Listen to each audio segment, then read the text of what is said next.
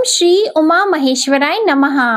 मैं हूँ वामिका और आप सभी का हमारे चैनल आध्यात्मिक सागर में हार्दिक स्वागत है। आज सुनिए सोमवार व्रत की पौराणिक कथा। बहुत समय पहले वाशकल नामक गांव में बिंदुक नाम का एक ब्राह्मण रहता था। वह अधर्मी, दुरात्मा और महापापी था। उसकी स्त्री बहुत सुंदर थी। उसका नाम चंचुला था।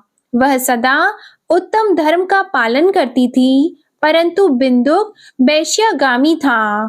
इस तरह कुकर्म करते हुए बहुत समय व्यतीत हो गया। उसकी स्त्री काम से पीड़ित होने पर भी सधर्म नाश के भय से क्लेश सहकर भी काफी समय तक धर्म भ्रष्ट नहीं हुई, परंतु आगे चलकर वह भी अपने दुराचारी पति के आचरण से प्रभावित होकर दुराचारी और अपने धर्म से विमुख हो गई। इस तरह दुराचार में डूबे हुए उन पति पत्नी का बहुत सा समय व्यर्थ बीत गया।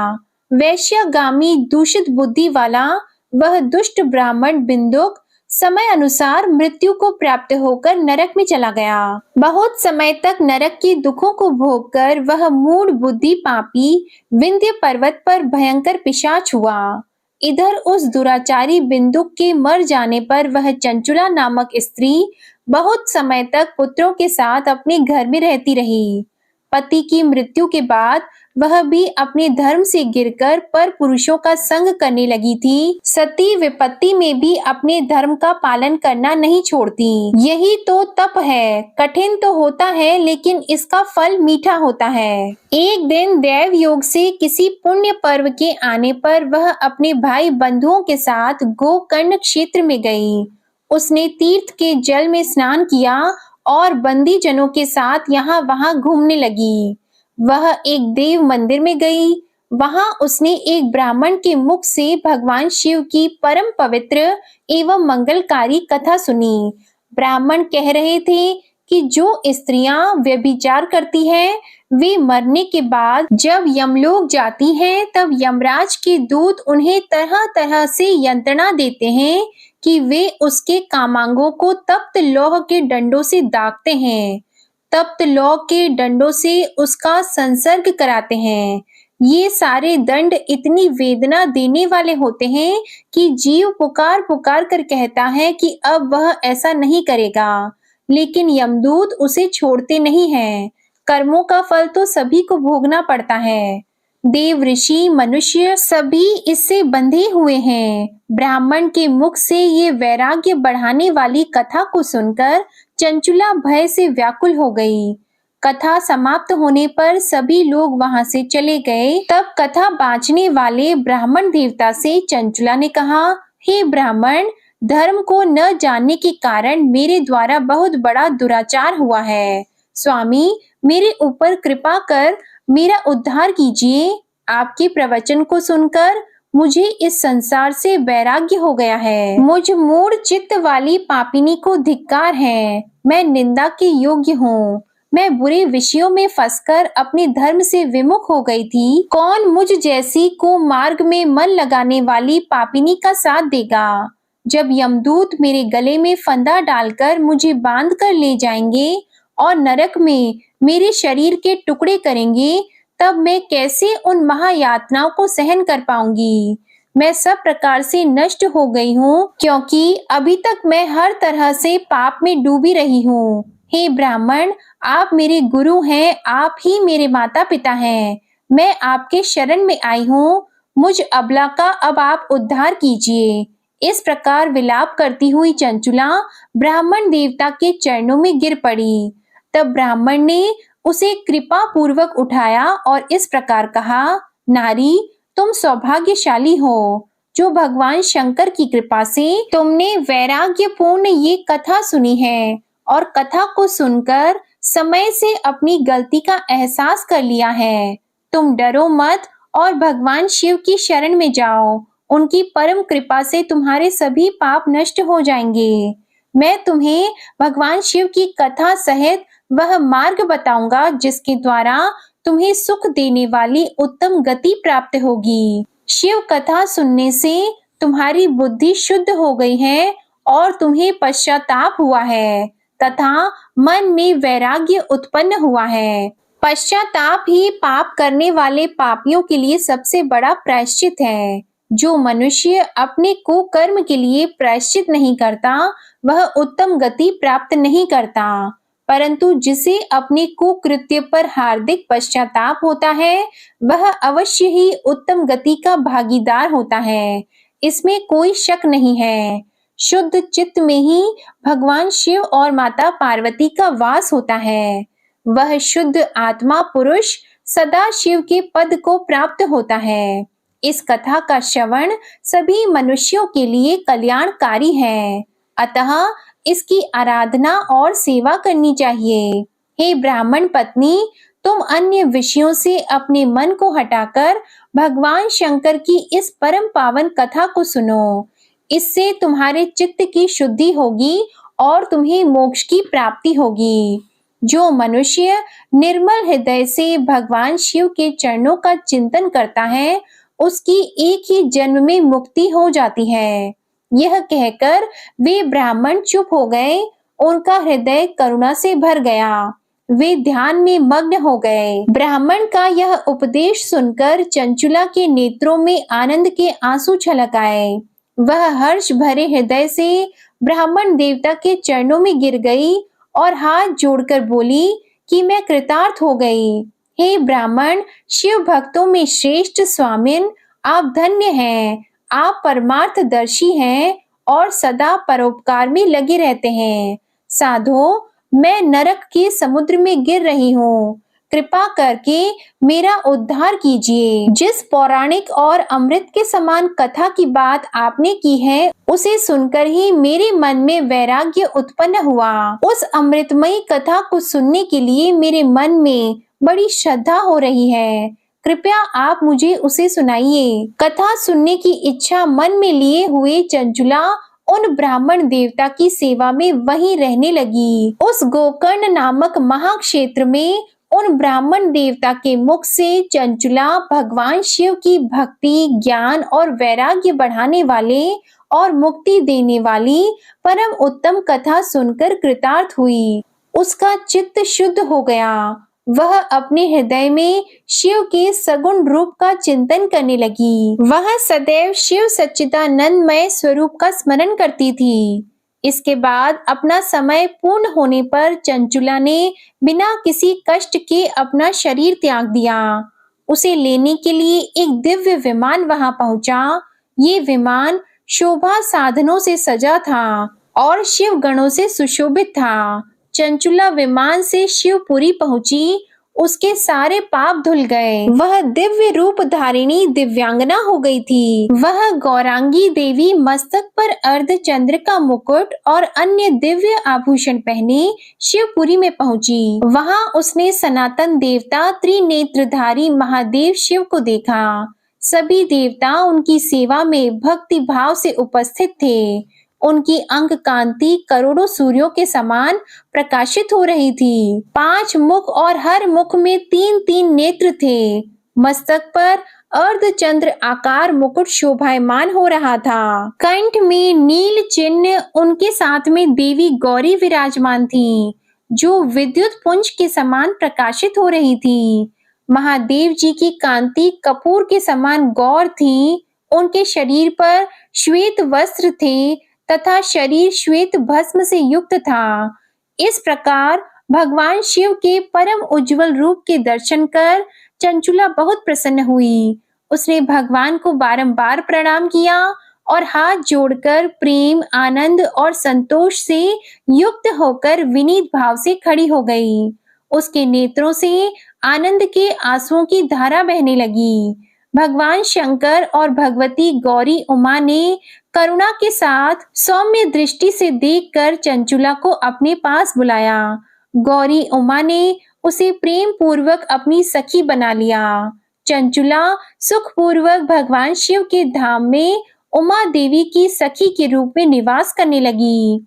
एक दिन चंचुला आनंद में मग्न उमा देवी के पास गई और दोनों हाथ जोड़कर उनकी इस स्तुति को करने लगी। हे गिरिराज नंदिनी, स्कंद माता उमा, आप सभी मनुष्यों एवं देवताओं द्वारा पूजित तथा समस्त सुखों को देने वाली हैं।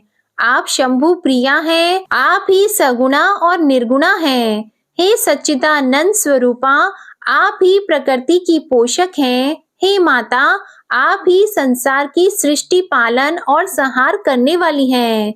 इस प्रकार सद्गति प्राप्त चंचुला देवी की स्तुति कर शांत हो गई। उसकी आंखों में प्रेम के आंसू उमड़ आए। तब शंकर प्रिया भक्त वत्सला उमा देवी ने बड़े प्रेम से चंचुला को चुप कराते हुए कहा कि सखी चंचुला, मैं तुम्हारी इस स्तुति से प्रसन्न हूँ। बोलो क्या वर मांगती हो। तब चंचुला बोली, हे गिरिराज कुमारी, मेरे पति बिंदुक इस समय कहाँ हैं?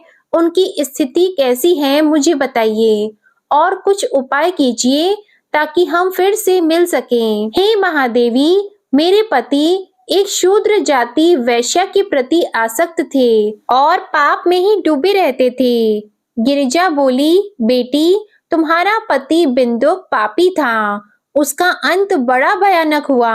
वैश्या का उपभोग करने के कारण वह मूर्ख नरक में अनेक वर्षों तक अनेक प्रकार के दुख भोगकर अब शेष पाप को भोगने के लिए विंध्य पर्वत पर पिशाच की योनि में रह रहा है और वह दुष्ट वहीं वायु पीकर रहता है और सब प्रकार के कष्ट सहता है। गौरी देवी की ये बात सुनकर चंचुला अत्यंत दुखी हो गई। फिर मन को किसी तरह स्थिर करती हुई दुखी हृदय से माँ गौरी से उसने एक बार फिर पूछा, हे महादेवी, मुझ पर कृपा कीजिए और मेरे पापी पति का अब उद्धार कीजिए। कृपा करके मुझे वह उपाय बताइए जिससे मेरे पति को उत्तम गति प्राप्त हो सके। गौरी देवी ने कहा, यदि तुम्हारा पति भगवान शिव की पुण्यमय उत्तम कथा सुने तो वह इस दुर्गति को पार करके उत्तम गति का भागी हो सकता है। अमृत के समान मधुर गौरी देवी के ये वचन सुनकर चंचुला ने दोनों हाथ जोड़कर मस्तक झुकाकर उन्हें बार बार प्रणाम किया और प्रार्थना की कि मेरे पति को भगवान शिव की कथा सुनाने की व्यवस्था कीजिए। ब्राह्मण पत्नी चंचुला के बार बार प्रार्थना करने पर शिव प्रिया गौरी देवी ने भगवान शिव की महिमा का गान करने वाले गंधर्व राज तुमरु को बुलाकर कहा, तुमरु, तुम्हारी भगवान शिव में प्रीति है। तुम मेरे मन की सभी बातें जानकर मेरे कार्यों को सिद्ध करते हो, तो मेरी इस सखी के साथ विंध्य पर्वत पर जाओ। वहां एक महाघोर और भयंकर पिशाच रहता है। पूर्व जन्म में वह पिशाच बिंदुक नामक ब्राह्मण मेरी इस सखी चंचुला का पति था। वह वैश्यागामी हो गया था। वह स्नान संध्या आदि नित्य कर्म छोड़कर अपवित्र रहने लगा। क्रोध के कारण उसकी बुद्धि भ्रष्ट हो गई थी। दुर्जनों से उसकी मित्रता तथा सज्जनों से द्वेष बढ़ गया था। वह अस्त्र शस्त्र से हिंसा करता, लोगों को सताता और उनके घरों में आग लगा देता था। चांडालों से दोस्ती करता और वह रोज वैश्या के पास जाता था। पत्नी को त्याग कर दुष्ट लोगों से दोस्ती कर उन्हीं के संपर्क में रहता था। वह मृत्यु तक दुराचार में फंसा रहा। मृत्यु के बाद उसे पापियों के भोग स्थान यमपुरी में ले गए। वहां घोर नरकों को सहकर इस समय वह विंध्य पर्वत पर पिशाच बनकर रह रहा है और पापों का फल भोग रहा है। तुम उसके सामने परम पुण्यमयी पापों का नाश करने वाली भगवान शिव की दिव्य कथा का प्रवचन करो। इस कथा के सुनने से उसका हृदय सभी पापों से मुक्त होकर शुद्ध हो जाएगा और वह प्रेत योनि से मुक्त हो जाएगा। दुर्गति मुक्त होने पर उस बिंदुक नामक पिशाच को तुम विमान पर बिठाकर भगवान शिव के पास ले आना। माँ उमा का आदेश पाकर गंधर्व राज तुमरु प्रसन्नता पूर्वक अपने भाग्य की सराहना करते हुए चंचुला को साथ लेकर विमान से पिशाच के निवास स्थान विंध्य पर्वत पर गया। वहां पहुंचकर उसने विशाल आकृति वाले पिशाच को देखा। उसका शरीर विशाल था, उसकी ठोड़ी बड़ी थी, वह कभी हंसता, कभी रोता, कभी उछलता था। महाबली तुमरू ने बिंदुक नामक पिशाच को पाशों से बांध लिया। उसके पश्चात तुमरू ने कथा बांचने के लिए स्थान तलाश कर मंडप की रचना की। शीघ्र ही इस बात का पता लोगों को चल गया कि एक पिशाच के उद्धार हेतु देवी पार्वती की आज्ञा से तुमरू भगवान शिव की कथा सुनाने विंध्य पर्वत पर आया है। उस कथा को सुनने के लोभ से बहुत से देवर्षि वहां पहुंच गए। सभी को आदर पूर्वक स्थान दिया गया।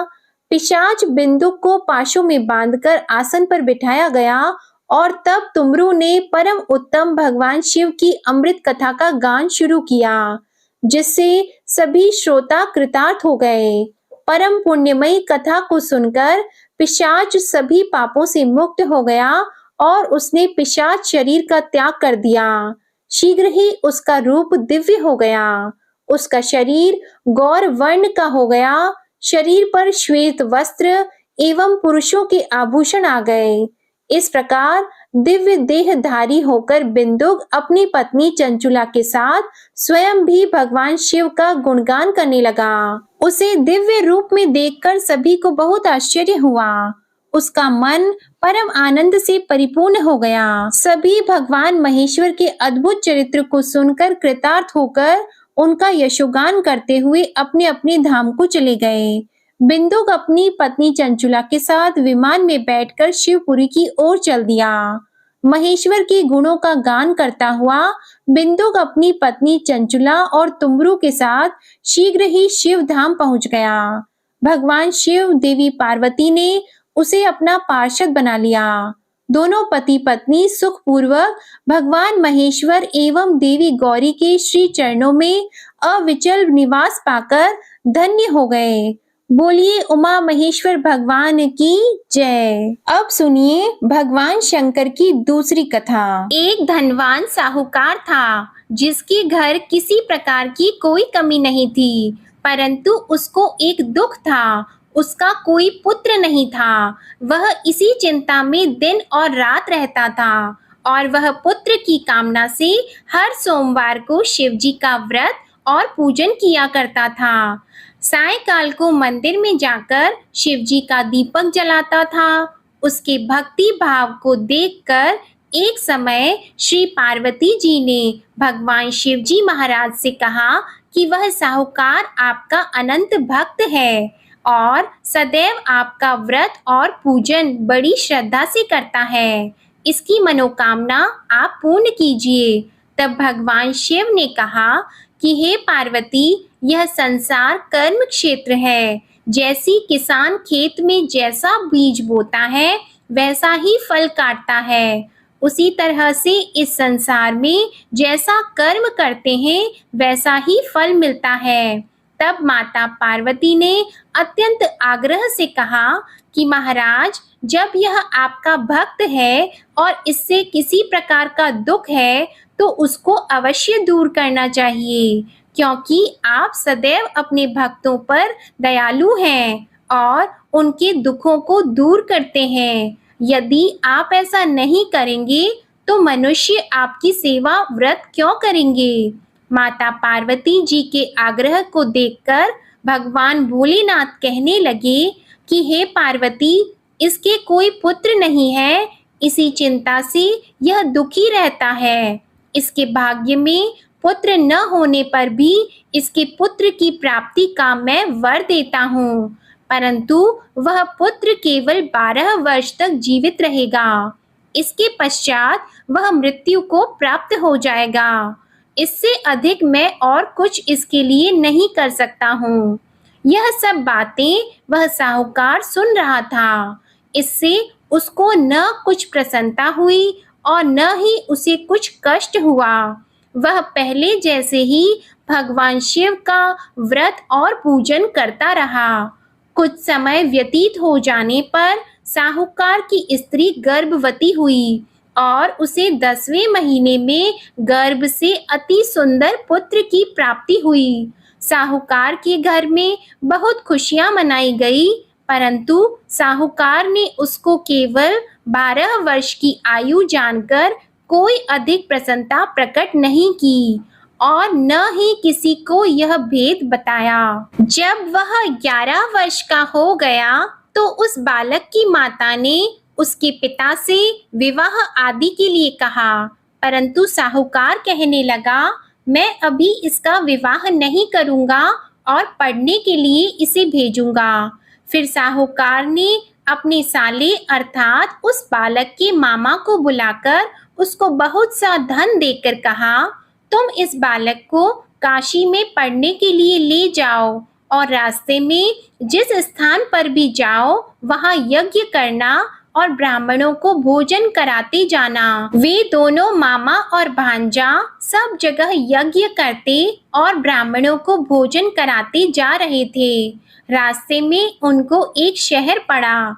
उस शहर के राजा की कन्या का विवाह था और दूसरे राजा का लड़का जो विवाह कराने के लिए बारात लेकर आया था, वह एक आंख से काना था। उसके पिता को इस बात की बड़ी चिंता थी कि कहीं वर को देखकर कन्या के माता पिता विवाह में किसी प्रकार की अड़चन पैदा न कर दें। इस कारण जब उसने अति सुंदर सेठ के लड़के को देखा तो उसने मन में विचार किया कि क्यों न दरवाजे के समय इस लड़के से वर का काम चलाया जाए। ऐसा विचार करके वर के पिता ने उस लड़के और मामा से बात की तो वे दोनों राजी हो गए। फिर उस लड़के को वर के कपड़े पहनाकर और घोड़ी पर चढ़ाकर दरवाजे पर ले गए और बड़ी सुंदरता से सब कार्य संपन्न हो गए। वर के पिता ने सोचा, यदि विवाह कार्य भी इसी लड़के से करा दिया जाए तो इसमें क्या बुराई है। ऐसा विचार करके लड़का और उसके मामा से कहा, यदि आप फेरों और कन्यादान का काम भी करा दें तो आपकी बड़ी कृपा होगी और हम इसके बदले बहुत सा धन देंगे। उन्होंने भी स्वीकार कर लिया और विवाह कार्य भी बहुत कुछ अच्छी तरह से हो गया। परंतु जिस समय लड़का जाने लगा तो उसने राजकुमारी की चुन्नी के पल्ले पर लिख दिया कि तेरा विवाह मेरे साथ हुआ है, परंतु जिस राजकुमार के साथ तुमको भेजेंगे वह एक आंख से काना है। मैं तो काशी जी पढ़ने जा रहा हूँ। उस राजकुमारी ने जब अपनी चुन्नी पर ऐसा लिखा हुआ देखा तो उसने राजकुमार के साथ जाने से मना कर दिया और कहा कि ये मेरा पति नहीं है, मेरा विवाह इसके साथ नहीं हुआ, वह तो काशी जी पढ़ने गया है। राजकुमारी के माता पिता ने अपनी कन्या को विदा नहीं किया और बारात वापस चली गई। उधर वह सेठ का लड़का और उसका मामा काशी जी पहुंच गए। वहां जाकर उन्होंने यज्ञ करना और लड़के ने पढ़ना शुरू कर दिया। जब लड़के की आयु 12 साल की हो गई तब एक दिन उन्होंने यज्ञ रचा रखा था कि लड़के ने अपने मामा से कहा कि आज तो मेरी तबीयत ठीक नहीं है। मामा ने कहा, अंदर जाकर सो जाओ। जब लड़का अंदर जाकर सो गया और थोड़ी देर में उसके प्राण निकल गए। जब उसके मामा ने आकर देखा कि वह तो मुर्दा पड़ा है तो उनको बहुत दुख हुआ और उन्होंने सोचा कि मैं अभी रोना पीटना मचा दूंगा तो यज्ञ का कार्य अधूरा रह जाएगा। अतः उन्होंने जल्दी से यज्ञ का कार्य समाप्त करके ब्राह्मणों के जाने के बाद रोना पीटना आरंभ कर दिया। संयोगवश उसी समय शिवजी और पार्वती जी उधर से जा रहे थे। पार्वती जी कहने लगी, हे महादेव, कोई दुखियारा रो रहा है, इसके कष्टों को आप दूर करो। तब भगवान शिव बोले, इसकी आयु इतनी ही थी सो ये भोग चुका है। माता पार्वती ने कहा कि महाराज कृपा करके इस बालक को और आयु दे दो, नहीं तो इसके माता पिता तड़प तड़प कर मर जाएंगे। पार्वती जी के इस प्रकार बार बार आग्रह करने पर भगवान शिव जी ने उसे जीवन दान दे दिया और शिव जी की कृपा से लड़का जीवित हो गया। शिव जी और पार्वती जी कैलाश पर्वत पर चले गए।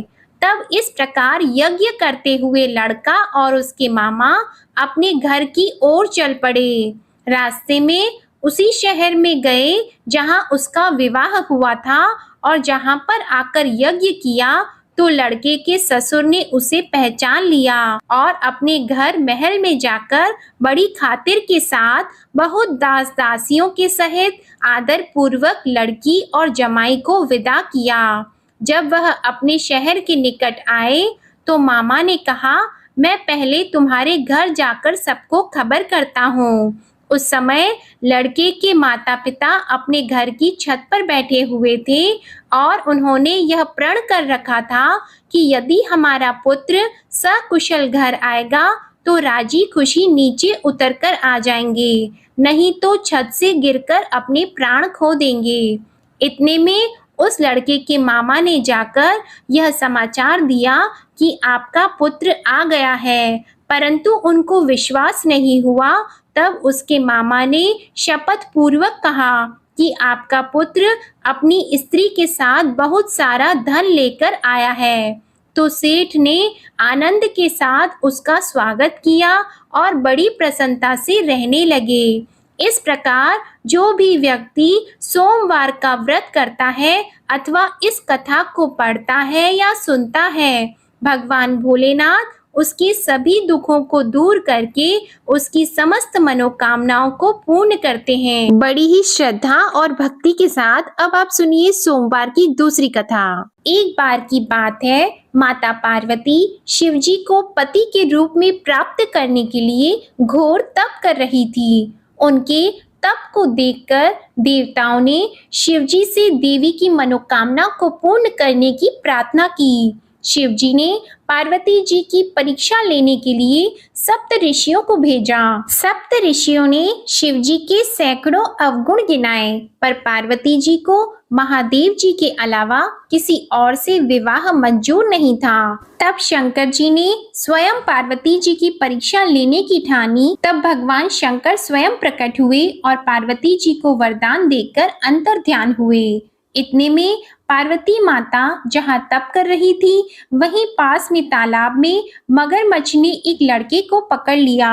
लड़का जान बचाने के लिए चिल्लाने लगा। तब पार्वती जी से उस बच्चे की चीख सुनी नहीं गई। द्रवित हृदय होकर वे तालाब पर पहुंची। वहां देखा कि मगरमच्छ लड़के को तालाब के अंदर खींचकर ले जा रहा है। लड़के ने देवी को देखकर कहा कि मेरी माता पिता और भाई बंधु कोई नहीं है, आप मेरी रक्षा करें। तो पार्वती जी ने कहा कि मगरमच्छ इस लड़के को छोड़ दो। मगरमच्छ बोला, दिन के छठे पैर में जो मुझे मिलता है उसे मैं अपना आहार समझकर स्वीकार कर लेता हूँ, यह मेरा नियम है। ब्रह्मदेव ने दिन के छठे पहर में इस लड़के को भेजा है, तो मैं इसे क्यों छोड़ूं? पार्वती जी ने विनती की कि तुम इसे छोड़ दो, बदले में तुम्हें जो चाहिए वह मुझसे कहो। तो मगरमच्छ बोला, एक ही शर्त पर मैं इसे छोड़ूंगा। आपने तप करके महादेव जी से जो वरदान लिया है, यदि उस तप का फल मुझे दे दो तो मैं इसे छोड़ दूंगा। पार्वती जी तुरंत तैयार हो गईं। उन्होंने कहा, मैं अपने तप का फल तुम्हें देने को तैयार हूँ, लेकिन तुम इस बालक को छोड़ दो। मगरमच्छ ने समझाया, सोच लो देवी, जोश में आकर संकल्प मत करो। हजारों वर्षों तक जैसा तप किया है वैसा देवताओं के लिए भी संभव नहीं है। उसका सारा फल इस बालक के प्राणों के बदले चला जाएगा। पार्वती जी ने कहा, मेरा निश्चय पक्का है, मैं तुम्हें अपने तप का फल देती हूँ, तुम इसको जीवन दे दो। मगरमच्छ ने पार्वती जी से तप दान करने का संकल्प करवाया। तप का दान होते ही मगरमच्छ का देह तेजी से चमकने लगा और वह बोला, हे पार्वती, ये देखो, तप के प्रभाव से मैं तेजस्वी बन गया हूँ। तुमने जीवन भर की पूंजी एक बच्चे के लिए व्यर्थ कर दी। चाहे तो अपनी भूल सुधारने का एक मौका और दे सकता हूँ। तब पार्वती जी ने कहा, हे ग्राह, तब तो मैं पुनः कर सकती हूँ, किंतु यदि तुम इस लड़के को निगल जाते तो इसका जीवन वापस नहीं मिल सकता था। देखते ही देखते वह लड़का अदृश्य हो गया और मगरमच्छ भी लुप्त हो गया। पार्वती जी ने विचार किया, मैंने तप तो दान कर दिया है, अब पुनः से तप आरंभ करूंगी। पार्वती जी ने फिर से तप करने का संकल्प किया। भगवान सदाशिव फिर से प्रकट होकर बोले, हे पार्वती, भला अब क्यों तप कर रही हो? तब पार्वती जी ने कहा, प्रभु, मैंने अपने तप का फल दान कर दिया है। आपको पति रूप में पाने के संकल्प के लिए मैं फिर से वैसा ही घोर तप करके आपको प्रसन्न करूंगी। तो महादेव जी बोले, मगरमच्छ और लड़के दोनों रूपों में मैं ही था। तुम्हारा चित्त प्राणी मात्र में अपने सुख दुख का अनुभव करता है या नहीं, इसकी परीक्षा लेने के लिए मैंने ही यह लीला रची थी। अनेक रूपों में दिखने वाला मैं एक ही हूँ। मैं अनेक शरीरों से अलग निर्विकार हूँ। तुमने अपना तप मुझे ही दिया है, इसलिए अब और तप करने की कोई आवश्यकता नहीं है। देवी ने महादेव जी को प्रणाम कर प्रसन्न मन से विदा किया। प्रेम से बोलिए भगवान शंकर और माता पार्वती की जय।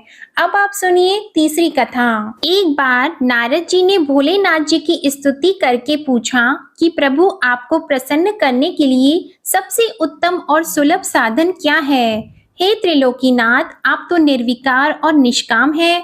आप सहज ही प्रसन्न हो जाते हैं। फिर भी मेरे जानने की इच्छा है कि आपको क्या प्रिय है। तब शिव जी बोले, नारद जी, वैसे तो मुझे भक्त के भाव सबसे प्रिय हैं, फिर भी आपने पूछा है तो मैं बताता हूँ। मुझे जल के साथ साथ बिल्व पत्र बहुत प्रिय हैं। जो अखंड बिल्व पत्र मुझे श्रद्धा से अर्पित करते हैं, मैं उन्हें अपने लोक में स्थान देता हूँ। नारद जी भगवान शंकर और माता पार्वती की वंदना करके अपने लोक को चले गए।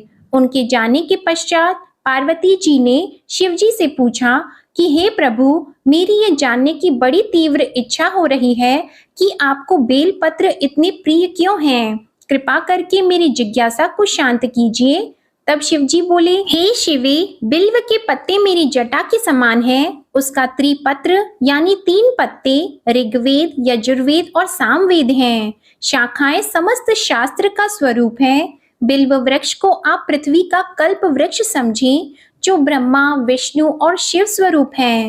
हे पार्वती, स्वयं महालक्ष्मी जी ने शैल पर्वत पर बिल्व वृक्ष रूप में जन्म लिया था। इस कारण भी बेल का वृक्ष मेरे लिए अति प्रिय है। महालक्ष्मी जी ने बिल्व का रूप धरा। ये सुनकर पार्वती जी कौतूहल में पड़ गईं और पार्वती जी कौतूहल से उपजी जिज्ञासा को रोक न पाईं। उन्होंने पूछा, देवी लक्ष्मी ने आखिर बिल्व वृक्ष का रूप क्यों लिया? आप ये कथा विस्तार से कहें। तब भोलेनाथ ने देवी पार्वती जी को कथा सुनाना आरंभ किया। हे देवी, सतयुग में ज्योति रूप में मेरे अंश का रामेश्वर लिंग था। ब्रह्मा आदि देवों ने उसका विधिवत पूजन अर्चन किया था। इसका परिणाम ये हुआ कि मेरे अनुग्रह से वाणी देवी सबकी प्रिय हो गई। वे भगवान विष्णु को सतत प्रिय हो गई। मेरे प्रभाव से भगवान केशव के मन में वाग देवी के लिए जितनी प्रीति उत्पन्न हुई, वह स्वयं लक्ष्मी जी को नहीं भाई। लक्ष्मी देवी का श्री हरि के प्रति मन में कुछ दुराव पैदा हो गया। वह चिंतित और रुष्ट होकर चुपचाप परम उत्तम श्री शैल पर्वत पर चली गईं। वहां उन्होंने तप करने का निश्चय किया और उत्तम स्थान का चयन करने लगी। महालक्ष्मी ने उत्तम स्थान का निश्चय करके मेरे लिंग विग्रह की उग्र तपस्या प्रारंभ की। उनकी तपस्या कठोरतम होती जा रही थी। हे परमेश्वरी, कुछ समय के बाद महालक्ष्मी जी ने मेरे लिंग विग्रह से थोड़ा ऊर्ध्व में एक वृक्ष का रूप धारण कर लिया। अपने पत्तों और पुष्प द्वारा निरंतर मेरा पूजन करने लगी। इस तरह महालक्ष्मी जी ने लाखों वर्षों तक घोर आराधना की। अंततः उन्हें मेरा अनुग्रह प्राप्त हुआ। मैं वहां प्रकट हुआ और देवी से इस घोर तप की आकांक्षा पूछकर वर देने को तैयार हुआ। महालक्ष्मी जी ने मांगा कि श्री हरि के हृदय में मेरे भाव से वाग देवी के लिए जो स्नेह हुआ है वह समाप्त हो जाए। तब शिव जी बोले, मैंने महालक्ष्मी जी को समझाया, श्री हरि के हृदय में आपके अतिरिक्त किसी और के लिए कोई प्रेम नहीं है। वाग देवी के प्रति उनका प्रेम नहीं अपितु श्रद्धा है। यह सुनकर लक्ष्मी जी प्रसन्न हो गईं और पुनः श्री विष्णु के हृदय में स्थित होकर निरंतर उनके साथ विहार करने लगी। हे पार्वती, महालक्ष्मी के हृदय का एक बड़ा विकार इस प्रकार दूर हो गया।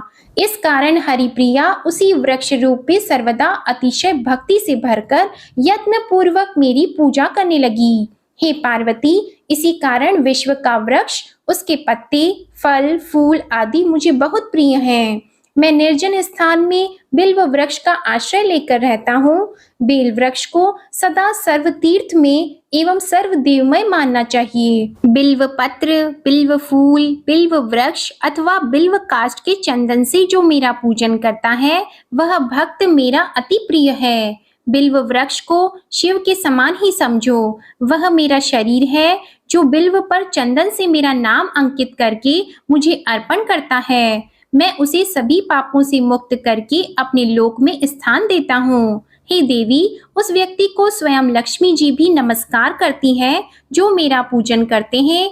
जो बिल्व मूल में प्राण छोड़ता है, उसको रुद्र देह प्राप्त होता है और ऐसे मनुष्य पर सदैव ही माता लक्ष्मी की कृपा रहती है और साथ ही साथ भगवान नारायण की कृपा भी उन पर सदैव बनी रहती है। प्रेम से बोलिए भगवान शिव और माता पार्वती की जय। अब सुनिए गणेश भगवान की कथा। एक साहूकार था, उसके घर रोज एक ब्राह्मणी रोटी लेने के लिए घर आती थी। घर के अंदर घुसते ही पोल के ऊपर गजानन जी का मंदिर था। वह गणेश जी को रोटी का एक कौर हमेशा भोग लगाती थी। बहुत दिन हो गए। गणेश जी महाराज ने कहा कि यह मुझे हमेशा भोजन करवाती है, मुझे इसे कोई ना कोई उपहार जरूर देना चाहिए।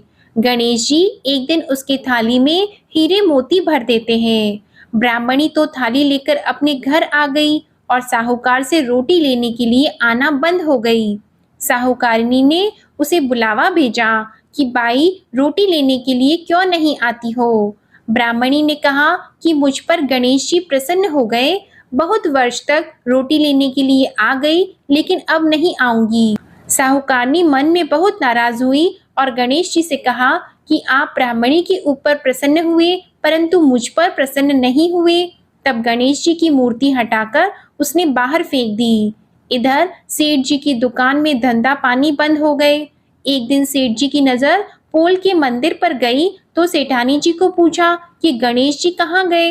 तो साहूकारनी ने कहा कि ऐसे गणेश जी का क्या करें जो ब्राह्मणी पर तो प्रसन्न हो गए, लेकिन हमारे ऊपर प्रसन्न नहीं हुए। इस कारण मैंने तो गणेश जी को हटाकर फेंक दिया है। तब सेठ जी ने कहा कि यह तुमने क्या किया? मेरा तो व्यापार और धंधा चलना बंद हो गया है। गणेश जी तुमने कहाँ फेंके हैं? जल्दी बताओ, मैं उन्हें वापस लेकर आता हूँ। साहूकार जी वापस से गणेश जी को लेने के लिए गए तो गणेश जी इतने भारी हो गए कि वे उठे ही नहीं। साहूकार जी ने कहा कि मेरे से गलती हो गई है, आप मेरे घर पधारिए। गणेश जी तो और भी भारी होते गए और कहा कि मैं तो नहीं चलूंगा। पहले साहूकारनी को बुलाकर यहाँ लाओ और वह मुझसे माफी मांगेगी तो ही मैं चलूंगा। और गणेश जी ने कहा कि मुझे हमेशा सवा सेर का चूरमा करके भोजन कराओगे तो ही मैं चलूंगा। साहूकार साहूकारनी को लेकर आए और उससे माफी भी मंगवाई और सवा सेर का चूरमा चढ़ाने की हाँ भी भरी। तब साहूकार और साहूकारनी ने गणेश जी को वापस घर लाकर उन्हें पोल में बिठाया। ऐसा करने पर साहूकार का व्यापार फिर से चलने लगा। हे गणेश जी महाराज, जैसे साहूकार और साहूकारनी पर आप प्रसन्न हुए, वैसे सभी पर प्रसन्न होना। बोलिए गणेश जी महाराज की जय। अब आप सुनिए भगवान भोलेनाथ की आरती। ओम जय शिव ओमकारा, प्रभु हर शिव ओमकारा। ब्रह्मा विष्णु सदा शिव, ब्रह्मा विष्णु सदा शिव, अर्धांगी धारा। ओम जय शिव ओमकारा। एकानन चतुरानन पंचानन राजे, स्वामी पंचानन राजे। हंसासन गरुड़ासन, हंसासन गरुड़ासन, वृषवाहन साजे। ओम जय शिव ओमकारा। दो भुज चार चतुर्भुज, 10 भुज अति सोहे, स्वामी 10 भुज अति सोहे। त्रिगुण रूप निरखते, त्रिगुण रूप निरखते, त्रिभुवन जन मोहे। ओम जय शिव ओंकारा। अक्षमाला वनमाला मुंडमाला धारी, स्वामी मुंडमाला धारी। त्रिपुरारी कंसारी, त्रिपुरारी कंसारी, करमाला धारी। ओम जय शिव ओंकारा। श्वेतांबर पीतांबर बाघंबर अंगे, स्वामी बाघंबर अंगे। सनकादिक गरुणादिक, सनकादिक गरुणादिक, भूतादिक संगे। ओम जय शिव ओंकारा। कर की मध्य कमंडल चक्र त्रिशूलधारी, स्वामी चक्र त्रिशूलधारी। सुखकारी दुखहारी, सुखकारी दुखहारी, जगपालनकारी। ओम जय शिव ओंकारा। ब्रह्मा विष्णु सदाशिव जानत अविवेका, स्वामी जानत अविवेका। प्रणवाक्षर में शोभित, प्रणवाक्षर में शोभित, ये तीनों एका। ओम जय शिव ओंकारा। त्रिगुण स्वामी जी की आरती जो कोई नर गावे, स्वामी जो कोई नर गावे। कहत शिवानंद स्वामी, कहत शिवानंद स्वामी, मन वांछित फल पावे। ओम जय शिव ओंकारा। ओम जय शिव ओंकारा। जय भोलेनाथ। आप सभी को आज की कथा और ये वीडियो पसंद आई हो तो वीडियो को लाइक करें, शेयर करें और कमेंट में माता पार्वती और भोलेनाथ की जय जरूर लिखें और साथ ही साथ हमारे चैनल को भी सब्सक्राइब करें। धन्यवाद।